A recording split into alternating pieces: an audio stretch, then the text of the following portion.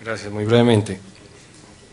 Y quisiera devolverme al punto que planteó el doctor Lorenzo Calderón Jaramillo para esta discusión, y era el tema de la Convención de Naciones Unidas contra la Corrupción y el Estatuto Anticorrupción.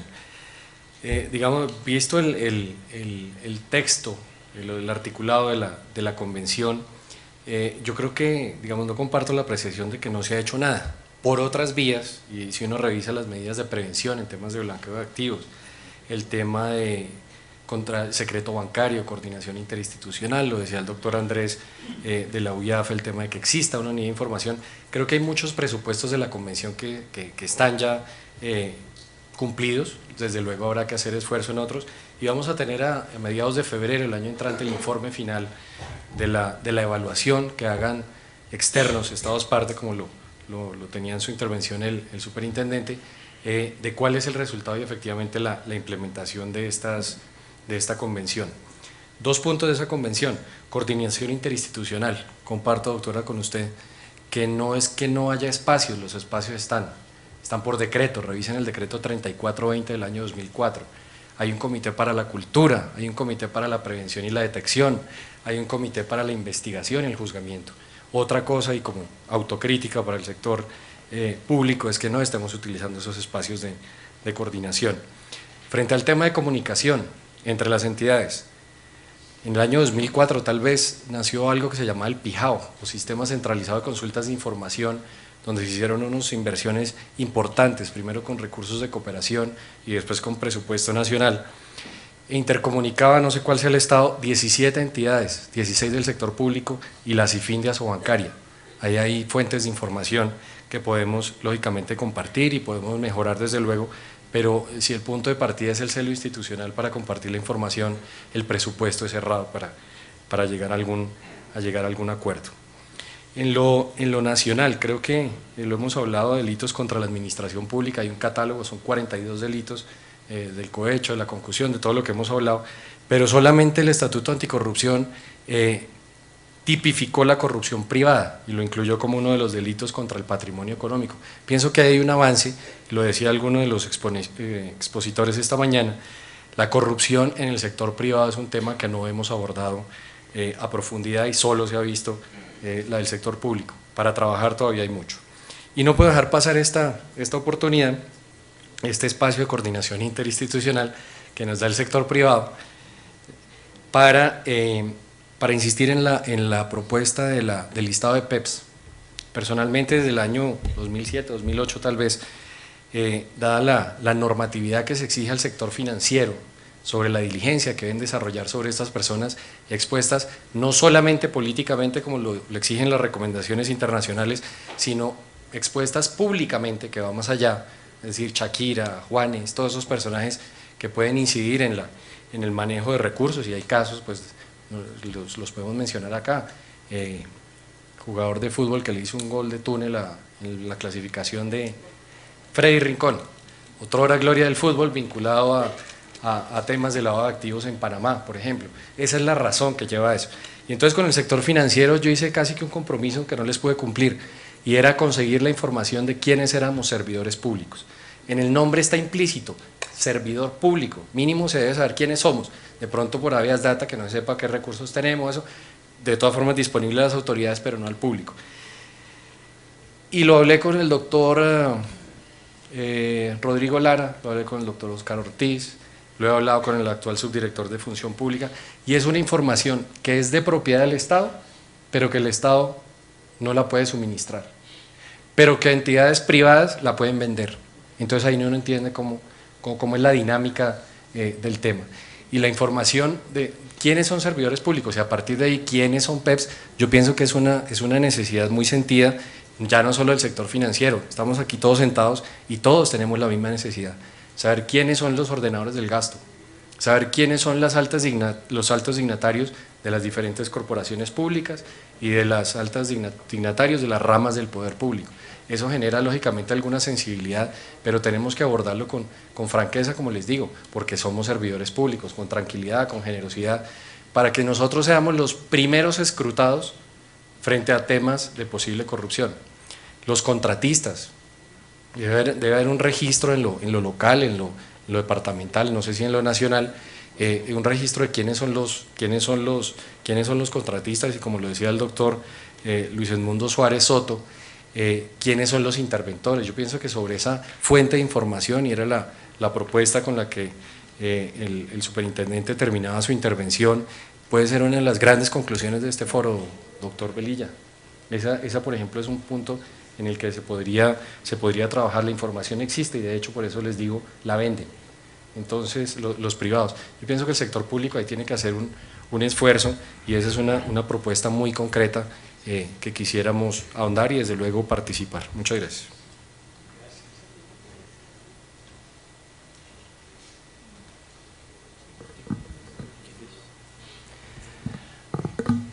Buenas tardes, mi nombre es Javier Villa. Agradezco al doctor Velilla el haberme invitado a participar en esta Secretaría Técnica. Quisiera calentar un poco el debate con las entidades del Estado, y tiene que ver con unas inquietudes, un par de inquietudes que quisiera plantearle a las entidades para que nos contaran qué está pasando. Se habló de esta mañana y esta tarde hemos escuchado una necesidad amplísima de intercambio de información. Parece que la información está fraccionada, que cada entidad trabaja independiente. Inclusive, escuchamos esta mañana y ahora esta tarde estrategias de cada entidad frente al tema de lucha contra el lavado de activos y el tema de la corrupción. Pero, como bien lo anotó el doctor Galeano y la doctora de la DIAN, existe desde 2004 la Comisión de Coordinación Interinstitucional contra el Lavado de Activos, el CECICLA. Es un organismo donde participan todas las entidades del Estado. Participan autoridades administrativas, judiciales y de policía judicial, está la Policía Nacional, inclusive participa también el Banco de la República. Entonces, la pregunta concreta para las autoridades es, primero, si participan en el CECICLA. Segundo, ¿cuál ha sido su participación en el CECICLA? Y tercero, si no está funcionando el CECICLA, ¿qué están haciendo para que funcione?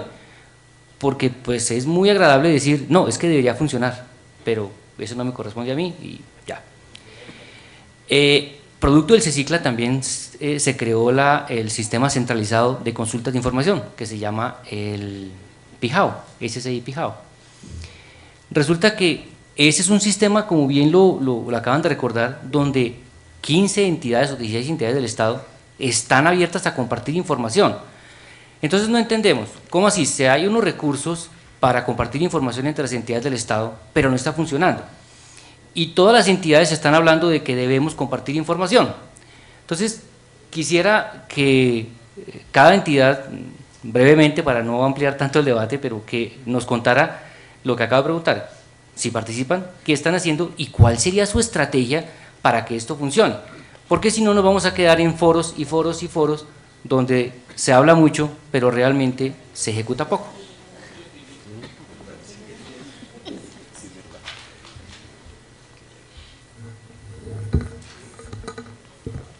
Buenas tardes, Eudoro Echeverri Quintana. Agradezco de nuevo al doctor Velilla por la invitación a este evento. Yo voy a decir muy pocas cosas porque ya todos lo han dicho y me parece que lo más importante es escucharlos a ustedes, que son los más importantes en este evento. Sencillamente aludir a la sentencia de casación 27144 del 2 de febrero de 2011, donde la Corte casó una sentencia del Tribunal de San Andrés en virtud de que la prueba indiciaria, entre otras causas de la motivación de la Corte, no había sido tenido en cuenta en la inferencia por parte del tribunal. Entonces, lo que quiero con eso es que no solamente eso le sirve al juez, al fiscal, al tribunal, sino a todos los órganos que están trabajando mancomunadamente, que es una unánime decisión que se tomó hoy aquí por parte de todos, y no solamente porque es un delito de muy difícil ataque, sino porque comporta desde luego un desafío en el entendido en que van más adelante que las autoridades, y eso implica por supuesto que haya la necesidad que diariamente se esté trabajando, diseñando mecanismos para poder salir adelante a la prevención y en su defecto a la investigación y castigo de este tipo de conductas. Otro referente importante fue una sentencia por allá de hace 4 o 3 años en relación con una azafata, que me parece importante también dejarlo allí para ulteriores discusiones, y es, no voy a enfatizar más sobre lo que es el delito autónomo, que ya, y en esta sentencia que mencioné se dice otra vez, se reitera con unos elementos de juicio me parece a mí loables, es que perfectamente se puede condenar por concurso, ¿no? Enriquecimiento ilícito y lavado de activos. Eso en el entendido en que desde luego se haya aprobado este otro. En el otro es un problema ya de inferencia. Eso le pasó pues a esta azafata, que le encontraron una suma grande de dólares en un viaje de Europa a Bogotá, y sus explicaciones fueron inanes, y eso permitió la condena por el concurso. A mí me parece que esto hay que manejar los conceptos. Hay un profesor español de apellido Rosales, no recuerdo el nombre, tiene un libro muy interesante sobre patriotismo, ciudadanía y nacionalismo, los conceptos nuevos que se están trabajando como un motor de progreso, de desarrollo, y no como bastiones de guerra entre los hombres o entre los pueblos, sino como un elemento componente en la cultura ciudadana del desarrollo a nivel de entidades territoriales, nación y en el mundo, para hablar como de la aldea mundial de la que hablaba McLuhan.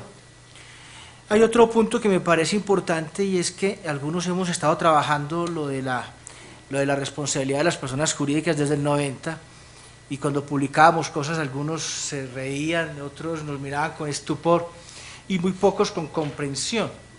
Ya entramos en sociedad en el ataque, lo que son los castigos por las conductas de las personas jurídicas. Ahora ya se está hablando, de hecho, estas últimas reformas, y ya nadie registra pues con tanta sospecha que se hable de eso.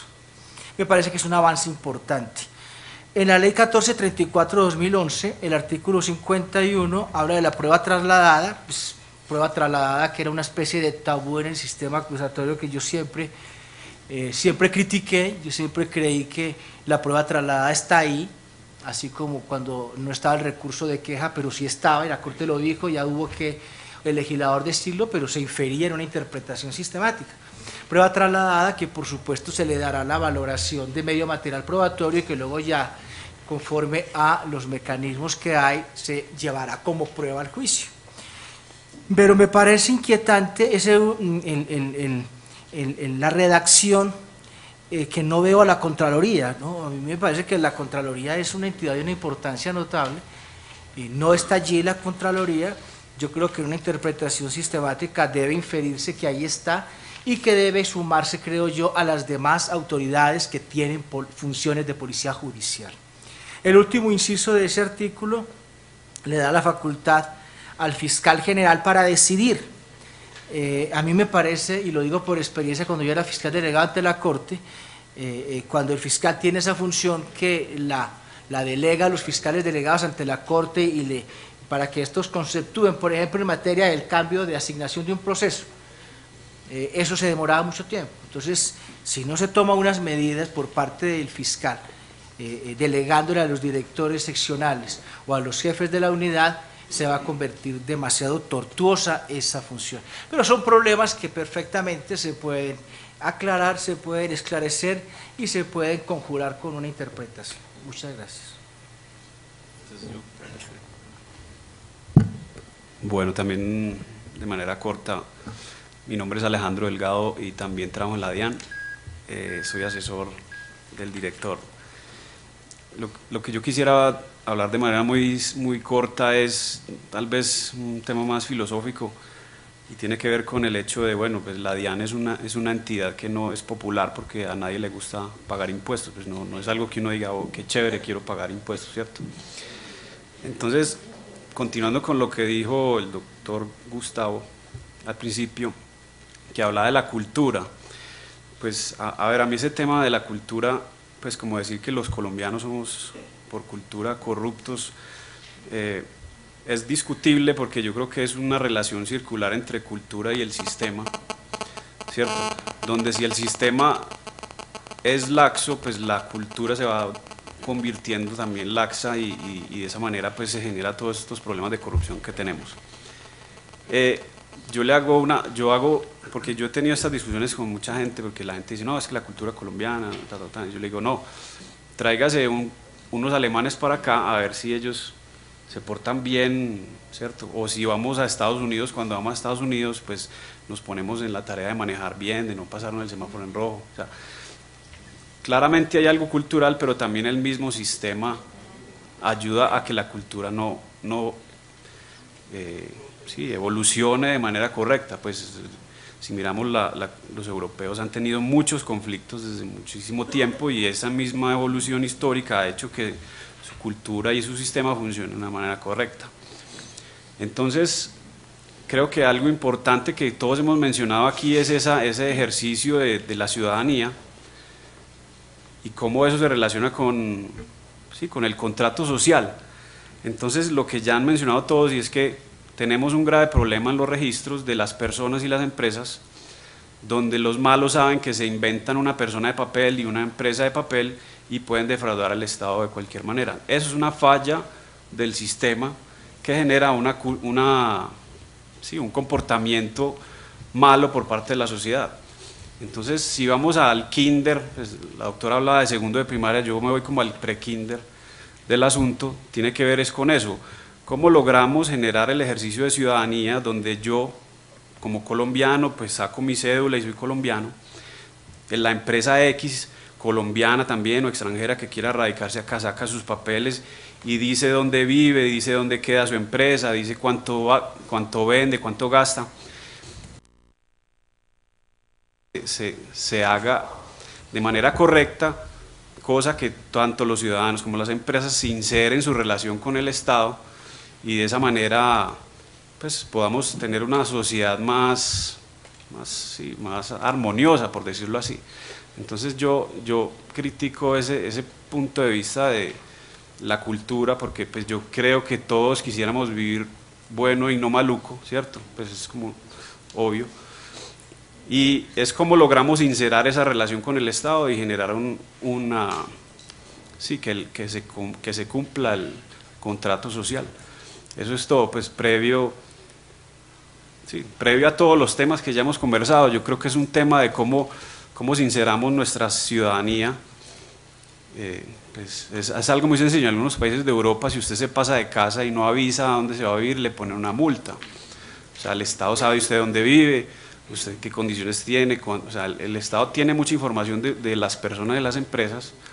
Entonces, simplemente quería poner eso ahí, dejarlo sobre la mesa. Es una cuestión más como de filosofía, de cómo el ciudadano se relaciona mejor con el Estado, y punto. Gracias. Estamos en las 4:20, digamos, 10 minutos, y habíamos ofrecido la posibilidad de que ustedes intervinieran si hay alguien que quiera tomar la palabra antes de... A ver, allá primero y enseguida. Y allá también.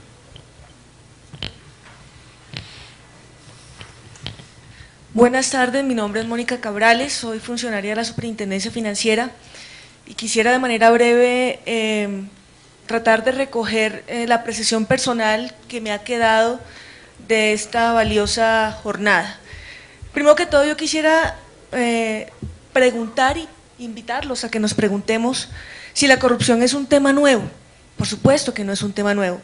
La corrupción siempre ha existido y nos debemos también preguntar y reflexionar sobre por qué hasta ahora encontramos a una señora contralora que no le tiembla la mano para tomar decisiones, a una señora fiscal que tampoco escatima ningún esfuerzo en llegar hasta la verdad, a un señor procurador que de igual manera llega hasta las últimas consecuencias en las investigaciones disciplinarias, a un director de la DIAN que también busca escudriñar todas las irregularidades que están pasando en lo público dentro de su organización y destapa sin ningún temor, cada uno de ellos, con todo el compromiso institucional y el amor de patria, sacan a reducir todas las situaciones. Creo que más allá, lo importante y la reflexión aquí es que ha llegado el momento de un despertar desde la sociedad civil, desde lo que somos como servidores públicos también, desde la academia, desde los intelectuales. Y lo importante aquí, a manera de conclusión, es pensar que hay que impulsar el tema de educación, no desde el punto de vista solamente como una cátedra universitaria, sino nuestros niños en los colegios deben empezar con una cultura y con una educación de lo que corresponde a la ética, a la moral y al manejo de los recursos públicos. Segundo, hemos visto por todo lo que nos han manifestado los panelistas que es necesario e imprescindible trabajar en la comunicación entre las entidades estatales en un sistema único e integrado de toda aquella información que es relevante para la función y el desempeño de lo que cada una de estas entidades ejerce. Tercero, que los órganos de control, digamos, de vigilancia y control, realicen realmente una cobertura y una revisión de los controles que se deben suscitar en el manejo de los recursos públicos, y desde lo pequeño, me refiero desde los municipios, desde la descentralización, hasta llegar obviamente en el tema macro, el tema nacional.